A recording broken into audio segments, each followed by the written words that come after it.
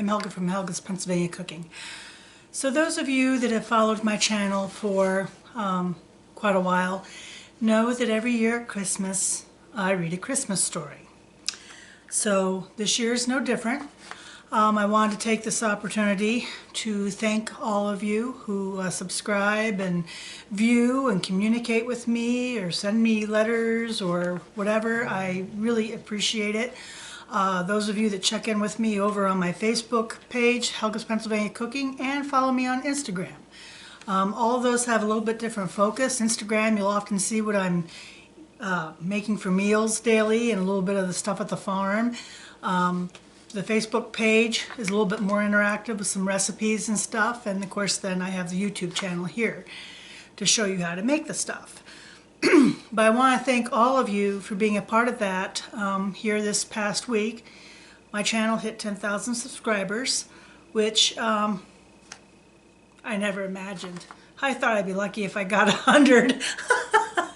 So this channel has given me a great opportunity to make some wonderful new friends, meet some wonderful new people, have some opportunities like cooking on live TV and learning about other people's food and culture from around the country, even around the world, and I really appreciate that. So I'm very thankful for that, for this Christmas, and especially this year. It's been a tough year for so many.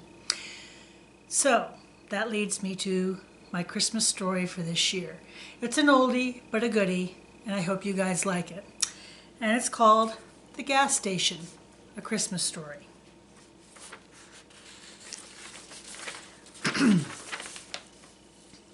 The old man sat in his gas station on a cold Christmas Eve. He hadn't been anywhere in years since his wife had passed away. He had no decorations, no tree, no lights. It was just another day to him. He didn't hate Christmas. He just couldn't find a reason to celebrate. There were no children in his life. His wife had died. He was sitting there looking at the snow that had been falling for the last hour and wondering what it was all about when the door opened and a homeless man stepped through. Instead of throwing the man out, George, old George, as he was known by his customers, told the man to come and sit by the heater and warm up. "Thank you, but I don't mean to intrude," said the stranger. "I see you're busy. I'll go." "Not without something hot in your belly," George said.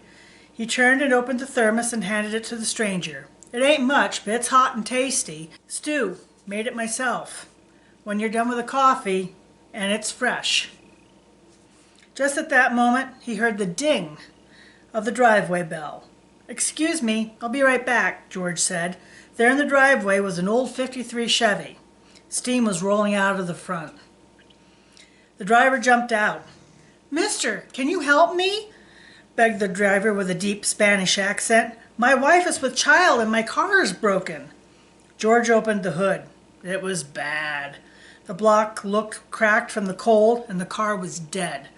"My wife is with child and my car is broken." "You ain't going in this thing," George said as he turned away. "But mister, please help." The door of the office closed behind George as he went in. George went to the office wall and got the keys to his old truck and went back outside. He walked around the building and opened the garage, started the truck, and drove it around to where the couple was waiting. "Here, take my truck," he said. "She isn't the best thing ever looked, but she runs real good." George helped put the woman in the truck and watched as it sped off into the night. George turned and walked back inside the office. "Glad I gave him the truck. Their tires were shot, too. That old truck has brand new..." George thought as he was talking to the stranger. But the man had gone. The thermos was on the desk, empty, with a used coffee cup beside it. "Well, at least he got something in his belly," George said. George went back outside to see if the old Chevy would start. It cranked slowly, but it started. He pulled it into the garage where the truck had been. He thought he would tinker with it for something to do. Christmas Eve meant no customers. He discovered that the block hadn't cracked. It was just the bottom hose on the radiator. "Well, shoot, I can fix this," he said to himself, so he put on a new one. "Those tires ain't going to get him through the winter either," he thought to himself, so he took the snow treads off his wife's old Lincoln. They were like new, and he wasn't going to drive the car. As he was working, he heard shots being fired. He ran outside, and beside a police car, an officer lay on the ground, bleeding from the left shoulder. The officer moaned, "Help me!" George helped the officer inside as he remembered the training he had received in the Army as a medic. He knew the wound needed attention. Pressure to stop the bleeding, he thought. The uniform company had been there that morning and left clean shop towels. He used those and duct tape to bind the wound. "Hey, they say duct tape can fix anything," he said, trying to make the policeman feel at ease. Something for pain, he thought. All he had was the pills he used for his back. Well, those ought to work. He put some water in a cup and gave the policeman the pills. "You hang in there. I'm going to get you an ambulance." The phone was dead. "Maybe I can get one of your buddies on that talk box out in your car." He went out only to find that a bullet had gone into the dashboard, destroying the two-way radio. He went back in to find the policeman sitting up. "Thanks," said the officer. "You could have left me here. That guy that shot me is still in the area." George sat down beside him. "I would never leave an injured man in the Army, and I ain't going to leave you." George pulled back the bandage to check for bleeding. "Looks worse than what it is. Bullet passed right through you. Good thing it missed the important stuff, though. I think with time you're going to be right as rain." George got up and poured a cup of coffee. "How do you take your coffee?" he asked. "Oh, none for me," said the officer. "Oh, you're going to drink this. Best in the city. Too bad I ain't got no donuts." The officer laughed and winced at the same time. The front door of the office flew open. In burst a young man with a gun.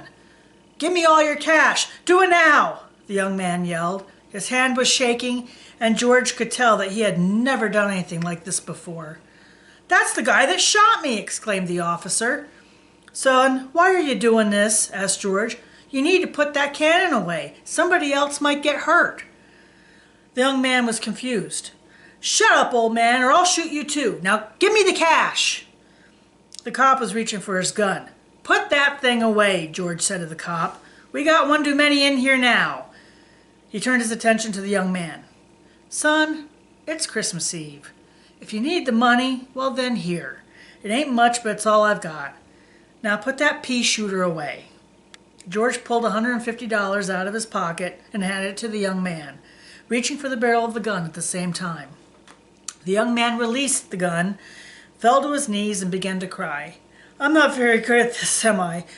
All I wanted was to buy my wife and son some presents for Christmas. I've lost my job. My rent is due. My car got repossessed last week." George handed the gun to the cop. "Son, we all get in a bit of a squeeze now and then. The road gets hard sometimes, but we make it through the best we can." He got the young man to his feet and sat him down on a chair across from the cop. "Sometimes we do stupid things," George said, handing the young man a cup of coffee. "Being stupid is one of the things that makes us human. Coming in here with a gun ain't the answer. Now sit there and get warm and we'll sort this thing out." The young man had stopped crying. He looked over to the cop. "I'm sorry I shot you. It just went off. I'm so sorry, officer." "Shut up and drink your coffee," said the cop. George could hear the sounds of sirens outside. A police car and an ambulance skidded to a halt. Two cops came through the doors, guns drawn. "Chuck, you okay?" one of the cops asked the wounded officer. "Not bad for a guy who took a bullet." "How'd you find me?" "GPS locator in the car. Best thing since sliced bread." "Who did this?" the other cop asked as he approached the young man. Chuck answered him. "I don't know. The guy ran off to the dark. Just dropped his gun and ran." George and the young man both looked puzzled at each other. "That guy work here?" the wounded cop continued. "Yep," George said. "Just hired him this morning. Boy lost his job." The paramedics came in and loaded Chuck onto the stretcher. The young man leaned over to the wounded cop and whispered, "Why?" Chuck just said, "Merry Christmas, boy. And you too, George. And thanks for everything." "Well, looks like you got one doozy of a break there. That ought to solve some of your problems," said George. George went into the back room and came out with a box. He pulled out a ring box. "Here you go. Something for the little woman. And I don't think Martha would mind. She said it would come in handy someday." The young man looked inside to see the biggest diamond ring he ever saw. "I can't take this," said the young man. "It means something to you." "And now it means something to you," said George. "I got my memories. That's all I need." George reached into the box again. An airplane, a car, and a truck appeared next. They were toys that the oil company had left him to sell. "Here's something for that little man of yours, too." The young man began to cry, and he handed back the $150 the old man handed him earlier. "And what are you supposed to buy Christmas dinner with?" "You keep that too," said George. "Now, get off, home to your family." The young man turned with tears streaming down his face. "I'll be here in the morning for work, if that job offer is still good." "Nope, I'm closed Christmas Day," said George. "See you the day after." George turned around to find that the stranger he'd offered coffee before had returned. "Where'd you come from? I thought you left." "I've been here. I've always been here," said the stranger. "You say you don't celebrate Christmas. Why?" "Well, after my wife passed away, I just couldn't see what all the bother was putting up a tree, and all I seemed to waste a good pine tree. Baking cookies like I used to with Martha just wasn't the same by myself, and besides, I was getting a little chubby." The stranger put his hand on George's shoulder. "But you do celebrate Christmas, George. You gave me food and drink and warmed me when I was cold and hungry. The woman with child will bear a son, and he'll become a great doctor. The policeman you helped will go on to save 19 people from being killed by terrorists. The young man who tried to rob you will make you a rich man and not take any for himself. That is the spirit of the season, and you keep it as good as any man." George was taken aback by all the stranger had said. "And how do you know all this?" asked George. "Trust me, George. I have the inside track on this sort of thing, and when your days are done, you'll be with Martha again." The stranger moved toward the door. "If you'll excuse me, George, I have to go now. I have to go home where there's a big celebration being planned." George watched as the light began to fill the room. George watched as the golden light began to fill the room. "You see, George, it's my birthday. Merry Christmas." And the angel said unto them, "Fear not, for behold, I bring you good tidings of great joy, for which shall be to all people. For unto you is born this day in the city of David a Savior, which is Christ the Lord. And this shall be a sign unto you. You shall find the babe wrapped in swaddling clothes, lying in a manger." And suddenly there was with the angel a multitude of the heavenly host, praising God and saying, "Glory to God in highest, and peace on earth, goodwill to men." Luke chapter 2, verses 10 to 14. Marvin Mobley is credited with writing The Gas Station. It's a favorite story of mine, and I think it just really embodies what the season's all about. Winter solstice is coming up this week, and happy winter solstice to my friends that celebrate. Kwanzaa's coming up. We just had Hanukkah. Happy holidays to all of you, whatever you celebrate, wherever you celebrate. But that's my Christmas reading this year. And I may or may not get something out next week. I didn't get to the Cast Iron Wednesday challenge yet this month, but there's always next week.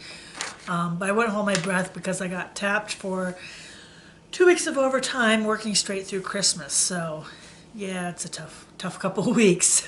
So it might be the new year till I see you. But I just wanted to share this with you and wish you all happy holidays and a Merry Christmas.